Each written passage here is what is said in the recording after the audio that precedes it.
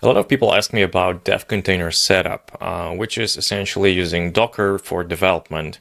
And I just use VS Code and its dev containers extension to create, configure, and maintain my dev containers.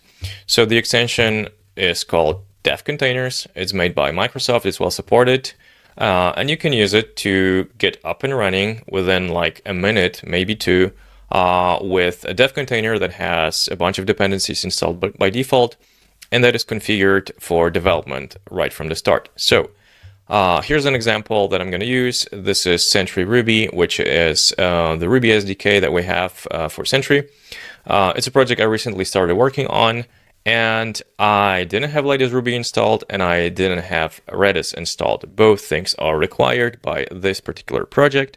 So here I will just get a container configured in like a minute with both dependencies installed. So I click here, I select reopen container. It asks me about the location of the configuration. I select user data because I don't want to have this in my Git repository.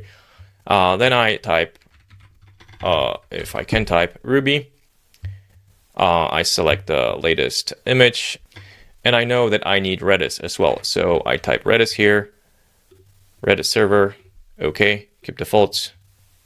It's building the container. You can like see the terminal, what's going on there. It takes, again, less than a minute because I already have the image downloaded. It typically takes a little bit longer, but still pretty fast. So here I am inside a Docker container. I can go to Sentry Ruby directory. I can see that I have latest Ruby installed. I can run bundle. And now I can run specs. And this took 2 minutes.